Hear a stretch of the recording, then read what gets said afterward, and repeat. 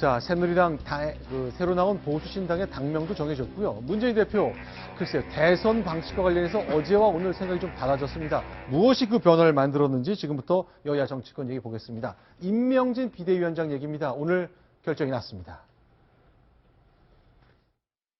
비상대책위원장으로 임명진 전 당 윤리위원장님을 모시려 합니다.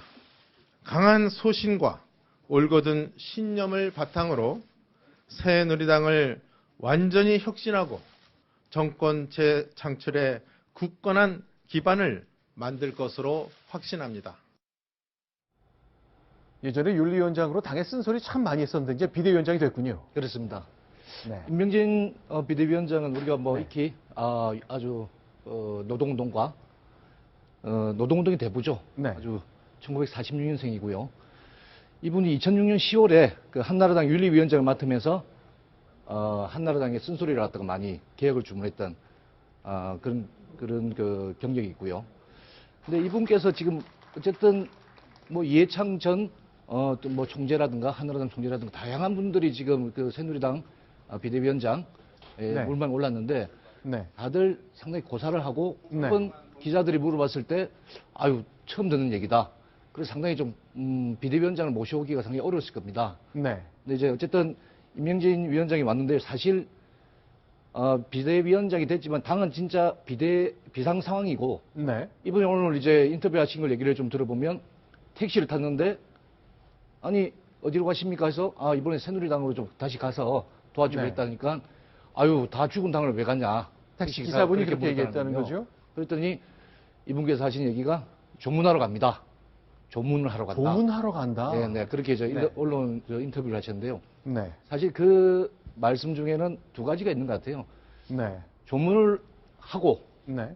그냥 밥 먹고 들어오는지 네. 아니면 정말 어떤 마법과 같은 네. 마술하다 풀어서 이 당을 살리는지 네. 우리가 지켜볼 문제지만 당장 지금 사드 반대를 하셨던 과거의 어록들도 나오고 있고요. 네. 또 당장 박사모에서는 당을 해쳐야 된다. 네. 이런 얘기까지 나옵니다. 그러니까 다양한 스펙트럼에 있는 당의 자산들과 이런 그 인재들을 갖다가 네. 어떻게 이런 목소리들을 갖다가 같이 묶어서 정말 항고 탈퇴할 수 있을지 과거 2006년 그 한나라당 윤리위원장 할 때보다 상황이 상당히 비상 상황이어서 이 부분은 상당히 넘어가야 될 숙제가 많습니다.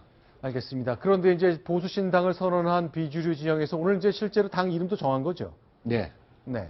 지금 이제 유승민 의원 들어와서 보니까 뭐라고 정했다고요? 개혁 보수 신당.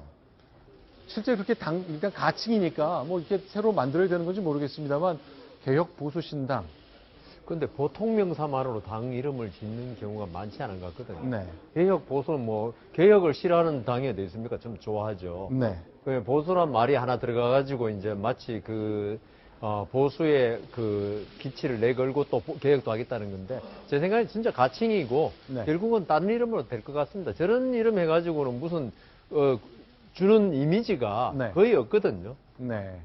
이런 건 어떻습니까? 야당에서는 오늘 이제 안철수 전 대표가 나와서 얘기했죠. 그동안 늘 주장했던 게 이제 결선 투표인데 대선 때 여러 후보가 있지만 1, 2등 한 사람끼리만 따로 한번 최종 선거를 한번 또 치르자. 이 결선 투표인데 오늘 다시 한번 강조했습니다. 문재인 대표도 호응했는데요. 일단 먼저 듣겠습니다.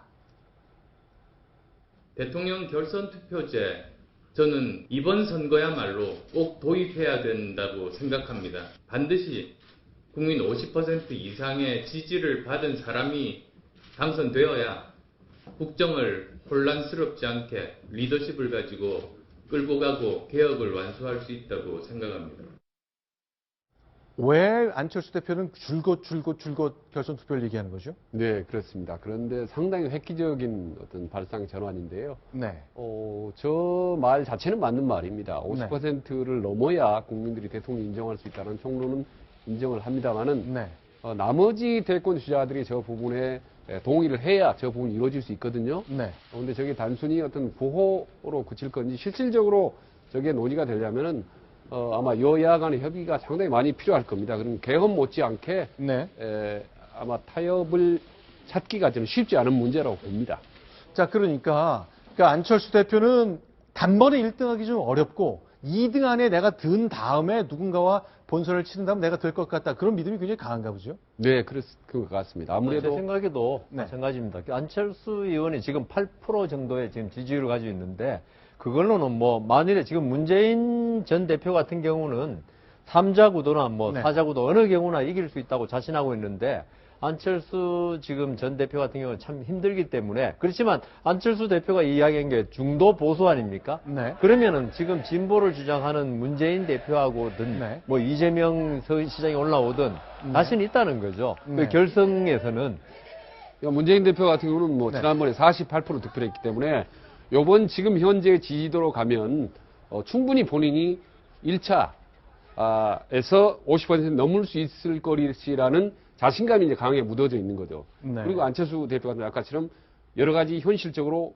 2등, 3등 할 가는 경우에 결선 투표를 하는 것이 더 유리하다. 결국 1위와 2, 3위 후보들의 네. 생각들이 다르지만 네. 예, 궁극적으로 추구하는 부분은 맞아 떨어지기 때문에 결선 투표에 대해서 서로 긍정적으로 나온 거겠죠. 그런데 이제 오늘요, 문재인 대표는 이렇게 얘기했거든요. 결선 투표지 있으면 무리하게 단일할 필요 없다. 좋다. 아니, 내가 지난번 대선 때 공약으로 내걸었고, 내가 먼저 주장했었다라고 얘기했는데, 배수원 기자. 네. 어제까지는 좀 다르지 않았습니까? 그렇습니다. 그 전까지는 뭐 결선 투표에 대해서는 정확하게 뭐 답변을 갖다가 좀 미루다가 이번 대선 때는 어렵다 그랬죠. 그렇습니다. 이번에 그 개헌 어떤 그 문제도 있고 이 개헌 상황이기 때문에 이번에 대선 결선 투표는 다음부터 네. 일단 그 취지는 공감하지만 네. 다음부터 한다고 얘기를 했었죠.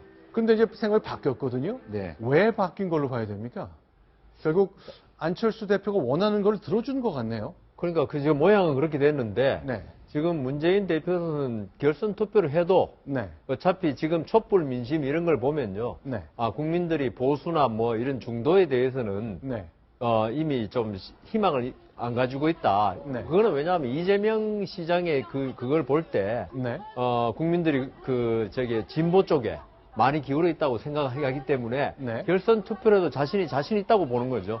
혹시요, 안철수 대표가 지금 반기문 유엔 사무총장과 연대 가능성이 솔솔 거론이 되니까 안철수 대표가 끝까지 갈 수 있는 카드를 딱 들어주면 안철수 전 대표가 반기문 총장과 연대하거나 손잡지 않고 독주를 끝까지 해서 혼자 끝까지 갈 테니 일단 상대가 다 뭉치는 건 좀 막을 수 있다. 그런 네, 계산은 충분히 없을까요? 그런 생각을 염두에 뒀다고 봅니다. 네. 그러니까 제가 이제 문재인 대표 주변을 좀 취재를 해보면 네. 개헌을 제외하고 나머지 상황은 네. 어떤 방식이라도 이길 네. 수 있다는 자신감이 상당히 강하게 묻어 있습니다. 네. 이건 문재인 대표 주변에는. 그렇기 때문에 저런 부분들은 결선 투표제를 오케이 받아들여주면 얼마든지 다른 후보를 앉힐 수 있고 또 다른 어떤 카드를 오더라도 수용할 수 있는 그런 자신감이 묻어 있어요. 다만 개헌에 관한 그건 워낙 민감한 문제고 개헌을 중심으로 해서 개헌파대, 호헌파대 나눠질 경우 본인에게 상당히 불리하지만 네. 나머지 기회는 어떤 상황이 오더라도 본인이 해볼 수 있다 그런